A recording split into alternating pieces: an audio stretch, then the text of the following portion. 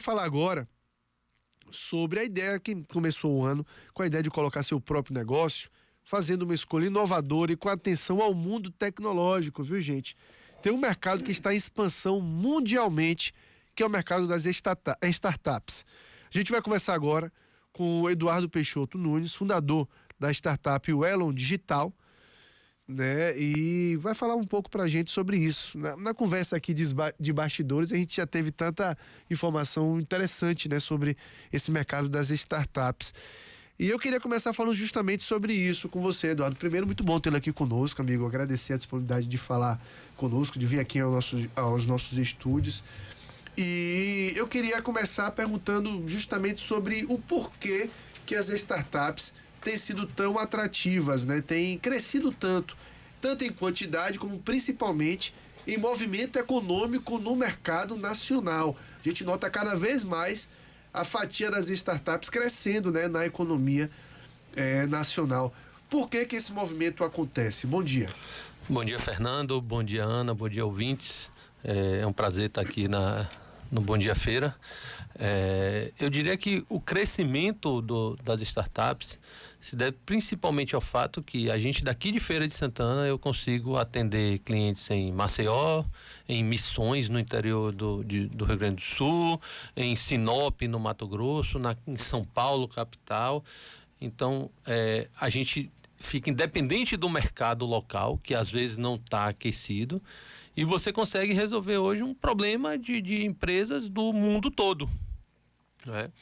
Então, com isso, abre os olhos para quem domina um pouco a tecnologia, abre os olhos para quem está ligado no que está acontecendo e percebe que você não fica dependente de uma única região.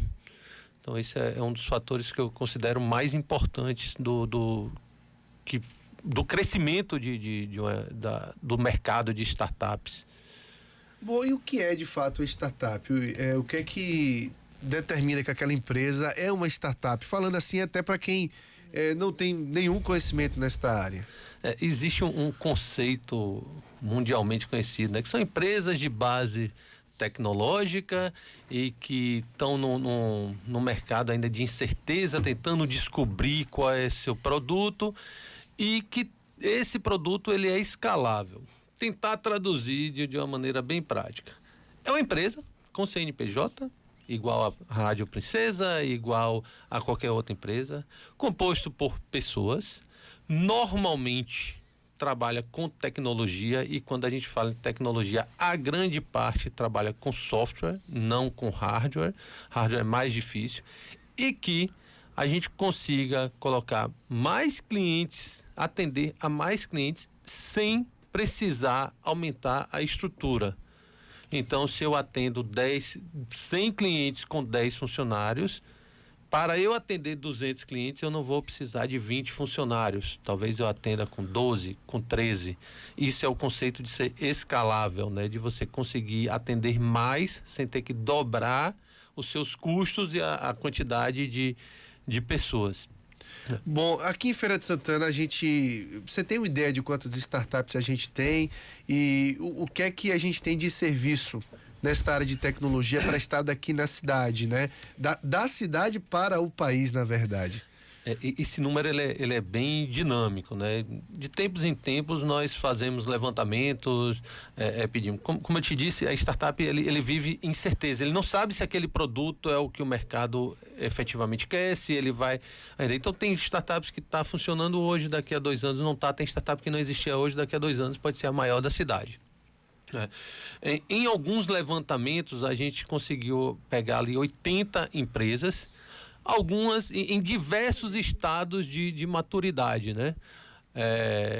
Hoje nós temos muitas empresas nascendo, né? Foi em 2022 foi feito um movimento muito grande de trazer novas pessoas, com as notícias, mostrando como o mercado, empresas que eram tradicionais de tecnologia começaram a mudar o seu negócio, começaram a abrir novas empresas paralelas com essa metodologia e esse pensamento de startup. Então é algo que vai mudando muito. Eu diria que hoje a gente deve estar entre 60 e 70 startups nos diversos estágios. Empresas que faturam alguns milhões por ano, empresas que estão faturando dezenas de milhares. Pô, muita gente, viu? 60, 70 empresas. E mão de obra qualificada para esta área é um desafio para vocês ou existe muita gente em Feira de Santana? Claro que a gente está falando 60, 70, tem algumas aí, as menores que vão ter 2, 3 pessoas trabalhando. As maiores podem passar aí sei lá, de 20 funcionários, 30 funcionários ou até mais do que isso. Como é que é para encontrar mão de obra nesta área? A maior empresa de feira já teve 120 funcionários. Nossa. Deu uma reduzidazinha, segundo os próprios fundadores. Nós hoje estamos com 25 funcionários. Mão de obra, quando a pandemia veio, né, ficou bem evidente a questão do trabalho remoto. Então, uma pessoa daqui de Feira consegue trabalhar para uma empresa de Portugal, dos Estados Unidos, de São Paulo, assim como nós conseguimos trazer gente de fora. Então, minha equipe comercial hoje não tem ninguém de Feira. Eu tenho gente de São Paulo, do Rio, de Ilhéus. Olha só. Com relação à mão de obra técnica, Feira é uma cidade universitária, né? Eu não sei nem informar quantas universidades tem aqui, mas a gente tem a UFES, que é um grande gerador de mão de obra. A gente tem a Unifax, que também gera. A gente tem a FAM, que tem um curso fantástico de tecnologia. Então, a parte técnica a gente consegue trazer local, como a gente pode trazer fora. Quando a gente começa a enxergar esse movimento, a gente começa a ver que os salários nacionalizam. Então, a gente disputa também com a empresa de São Paulo, que é muito mais capitalizada, com a empresa americana que paga em dólar. Então, de fato, é um desafio. O nosso principal desafio não é nem encontrar a pessoa, é reter. É fazer com que essa pessoa entre, entenda o que é que a gente está construindo, a cultura da empresa, que sinta que ali ela pode errar, ela pode trabalhar, ela pode crescer e ela vai encontrar quem dê suporte, apoio e que... Não vou usar, eu não gosto de usar aquele termo família, não, né? Que família para mim é algo um pouco maior. Mas assim, encontrar um grupo de amigos que estejam ali junto para todo mundo crescer na mesma direção. Mas de fato, hoje o principal desafio é encontrar talentos e reter esses talentos para que eles não saiam daqui quando ele está pronto, quando ele está começando a produzir em alta velocidade, ele encontrar uma oportunidade maior que a gente não consegue cobrir. Pois é, e como você falou, tem essa concorrência tanto de mercado como também em relação à retenção dos melhores profissionais, né? Concorrência a nível nacional. Bom, essa questão do home office ou do trabalho remoto, como queiram, eu acho que foi impulsionado também muito pela própria pandemia, né? Empresas que não atuavam desta forma tiveram que se obrigar a atuar e depois, no segundo momento, até gostaram e ficaram mais ou menos desta forma. Eu tenho, por exemplo, pessoa próxima minha, que é advogada e presta serviço para a empresa de Santa Catarina. A empresa na qual ela trabalha, de carteira assinada, ela não conhece, enfim, acho que fez uma visita lá, mas não conhece as pessoas, os superiores dela, né? Ela conversa, é tudo remoto, então de casa ela trabalha, acho que 6 horas por dia de casa o tempo todo, montou o home office dela e está seguindo a carreira dela. Quer dizer, muitas empresas passaram a fazer isso também. Bom, o quanto que isso é ferramenta para vocês? Você já falou que tem funcionários de outras cidades também, o quanto que isso é ferramenta para vocês e vira campo de trabalho a partir de agora também, porque para você fazer um trabalho remoto em empresa que antes não tinha esse trabalho remoto, é preciso de sistema, é preciso de toda uma indumentária tecnológica para que isso aconteça, principalmente de softwares, né? Hoje, a grande e imensa maioria do software funciona na chamada nuvem, né? Uhum. O que é a nuvem, de uma maneira bem simples? São servidores, são computadores que estão conectados na internet em algum local, em qualquer local do mundo, né? E aí, em vez de cada empresa ter seu servidor local e com isso ter todo aquele trabalho de criar rede de energia para que não caia, ter alguém cuidando de uma parte que não é o principal. Você coloca isso numa nuvem, como a nuvem da Google, da Microsoft, da Amazon, ou vários serviços que temos no mundo todo, serviço nacional, né? E você tira esse trabalho e deixa lá. Como está nessa nuvem, qualquer pessoa de qualquer local do mundo pode acessar seu sistema. Então você não vê mais aquelas caixinhas de softwares que eram vendidas antes. Você não tem mais a necessidade de ir na empresa para instalar. Você cria o login, cria o ambiente, as formas de acesso ao sistema, e através da internet, a mesma internet que nós temos no celular, a mesma internet que nós contratamos aqui no provedor local, ele vai acessar um sistema que antes ele precisaria ter uma grande infraestrutura. Isso é bom para o contratante, porque não precisa de infraestrutura, não precisa de uma equipe técnica pesada para que isso não funcione. Isso é bom para a empresa de software, para a startup, porque eu não preciso estar em cada local fazendo, e isso ganha a escalabilidade. Hoje eu consigo programar o meu servidor para, quando ele atingir 80%, eu compro automaticamente dele mais 30% de capacidade de serviço. Então, a gente não precisa se preocupar com o crescimento. Para a gente tem que colocar cliente para usar o sistema, e cada vez mais ele vai crescendo sem ter necessidade de, antes eu deveria ter 10 pessoas técnicas, hoje com 2 eu resolvo o meu problema de serviço, e eu consigo atender o mundo todo. Bom, eu queria encerrar contigo projetando 2023, né? É um momento do ano que a gente ainda faz aquelas análises do que foi 2022 e projeta, né, o ano que acaba de começar. Para o segmento de startups, para o cenário de Feira de Santana, o que esperar de 2023, que é o primeiro, espero que seja o primeiro ano não pandêmico após algum tempo, né? Como projetar esse ano, e o que é que vocês estão imaginando para o segmento de vocês? 2022 foi realmente um ano de retomada, né?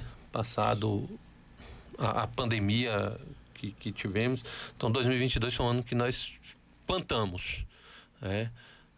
Nós somos associados ao Hub Feira, nós somos muito ligados ao Sebrae, então 2022 foi criado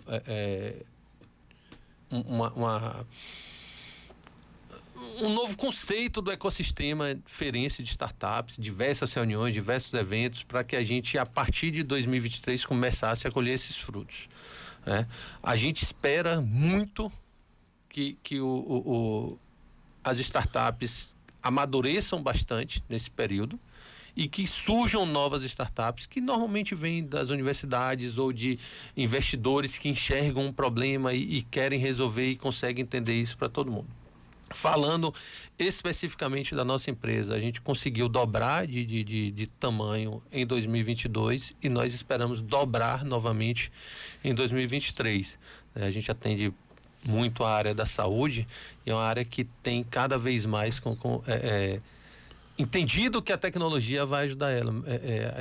A área de saúde, médicos são profissionais muito cuidadosos, muito criteriosos, então eles demoram um pouco mais em avaliação, em aquisição de tecnologia, por questão de cuidar da vida, né? É bem natural isso.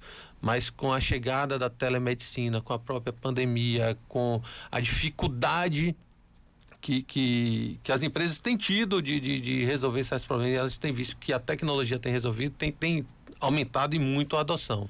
Então, assim, o objetivo nosso, nós estamos num estágio de maturidade, que eu diria médio, e de algumas outras empresas, algumas outras que nós conhecemos e temos contatos, todo mundo está na expectativa de dobrar faturamento. Isso significa dobrar impostos, dobrar receita, dobrar dinheiro entrando na cidade, aumento de vagas, aumento de emprego. Então a perspectiva é muito boa, independente de quem seja o governo, independente de quem for.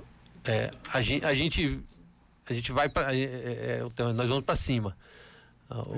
A gente não tem medo, não tem receio, e Porque a gente sabe que a gente consegue ajudar uma empresa que está passando por uma dificuldade a ter uma redução de custo, aumentar a eficiência, aumentar a qualidade de atendimento ao cliente. Então, todas as empresas que a gente tem conhecido, o objetivo é um só: vamos dobrar de tamanho. Esse ano a gente dobra. Perfeito. Duas coisas que você colocou aí, Eduardo, que eu concordo plenamente, né? Primeiro que 2023, eu tenho visto isso de quase todos os segmentos, eu tenho ouvido isso de quase todos os segmentos, de que há uma expectativa muito grande sobre esse ano, justamente por isso, né? Porque 2022 foi um ano de começar o ano juntando os cacos, encerrar o ano, segundo semestre aí, se reestruturando, projetando, preparando o terreno para que 2023 seja um ano de realmente crescimento. Todos os segmentos têm dito isso, né? De que há essa expectativa. É como, mais ou menos assim, o jogo zerou para todo mundo, a gente precisa fazer acontecer. Preparamos o terreno em 2022 e agora vamos para cima em 2023. Então, eu tô muito esperançoso desse ano em relação a isso, justamente por conta disso. Porque tá todo mundo querendo trabalhar muito. Tá todo mundo querendo fazer acontecer demais, para até mesmo se pensar em crescimento depois de pelo menos 3 anos. Eu faço sempre essa relação com 2020, por exemplo. Primeiro trimestre de 2020 foi maravilhoso, até estourar a pandemia, tava muito bom. Aí veio esse danado desse vírus, não tem como a gente prever isso, e aí aconteceu o que aconteceu. E outra questão foi essa questão de governo também. Eu vejo muita gente aí falando, achando que você vai ter uma vida melhor ou pior com o governo tal, porque se o governo tal ganhasse ia ser melhor, porque se o governo vai ser melhor, depende muito da preferência política da pessoa, e a pessoa esquece muitas vezes que quem define a vida dela é ela, né? Presidente da República, prefeito, governador, tem até o poder de facilitar ou dificultar o seu processo, mas quem faz o seu processo é você, amigo. De forma mais difícil ou mais fácil, é você que vai resolver a sua vida. A política que eu acredito mais mesmo é essa, de acordar cedo e trabalhar e pronto. Quando eu estava vindo, eu vinha ouvindo a rádio, eu vi você falando, eu acredito muito no acordar 5 horas. Uhum. Eu acordo 5 para correr, academia, mas eu acredito muito no trabalho. Isso. Né? E quem trabalha, por mais que às vezes você não acerta tudo, mas quem trabalha no longo prazo tem um retorno. Esquece, Brasília é algo tão distante, algo tão longe da gente que e na prática, se você for olhar, teve gente crescendo com qualquer governo que fosse, e gente que cresceu durante todos os governos. Eu acho que isso aí é algo que a gente tem que virar a chave e vamos fazer um 2023 fantástico para todo mundo, porque cada setor que cresce é dinheiro rodando na economia que para no outro. Quando a gente fecha um contrato com um cliente, como estamos para fechar agora um cliente em Sergipe, eu estou tirando dinheiro da economia de Aracaju, trazendo para a economia de feira, que vai para no mercado, na padaria, na farmácia. Eu contrato mais uma pessoa que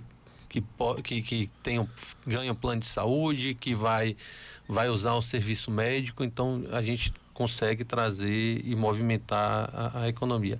Se você fica com medo, se você não fecha todas as torneiras, é ruim para todo mundo. Perfeito. Eu concordo plenamente com isso. E o Dilson Barbosa gosta muito de falar assim, o pequeno empresário vive em crise. Então, assim, ou ele está subindo, ele está descendo, mas ele está em crise o tempo todo. Não há estabilidade. Então, tem crise maior e crise menor, mas é sempre em crise. Eu nunca vi comerciante falando que estava bom em Feira Cidade, muito forte. Mas nunca vi nenhum comerciante. Não, 2021 foi ótimo, 2022 fantástico, 2023... Não tem isso. Sempre tá ruim. Sempre tá ruim. Sempre tá ruim. Eu falei, ninguém larga o osso. Eduardo, amigo, muito bom tê-lo aqui conosco. A gente deseja um 2023 de muito sucesso para a sua empresa, para o segmento de startups também, que tem cada vez mais crescido e movimentando a economia, como você falou, né? E é engraçado, é curioso como as coisas são muito dinâmicas no segmento de vocês. Você falou, olha, 2022 dobramos, queremos dobrar em 2023, e tem muita empresa que hoje está na crista da onda, depois a tendência de mercado muda, ela até deixa de existir, aquele mesmo cara já funda outra empresa, já começa a crescer novamente. É uma dinâmica muito grande, né, no segmento de startups. E desse jeito a gente já tem aí muitos anos de crescimento de startups em número, em fatia da economia que ela movimenta e tudo mais. Então, todo sucesso para vocês. E a gente agradece, viu, a atenção conosco, de vir aqui, bater um papo com a gente e falar um pouco sobre o segmento e sobre o ano de 2023. Eu que agradeço a oportunidade, estou sempre disponível quando precisar, não eu, mas assim, todos que compõem o nosso segmento. E assim, para finalizar, deixar aquele dado que eu tinha te falado antes. Florianópolis é uma cidade que é muito inspira muita gente. O segmento de tecnologia de Florianópolis, que é uma cidade que nasceu em torno do turismo, hoje ele gera mais tributos e mais receita do que o segmento de turismo em Florianópolis. Imagina. Feira, que é uma cidade comercial e industrial, tem tudo para que o setor de serviços de tecnologia se torne uma grande mola de arrecadação de impostos, de geração de emprego e de movimento da economia. A gente acredita muito nisso e a gente tem trabalhado muito por isso. Pois é, eu também acredito demais nisso. Até porque feira, quantas empresas a gente tem só em feira, né? E fora essa ideia da gente poder exportar esse serviço aí muito além dos limites do município. De fato, as startups ocupam um lugar importante nesse processo. Um abraço, viu, amigo? Muito bom tê-lo aqui conosco. Conversamos então com o Eduardo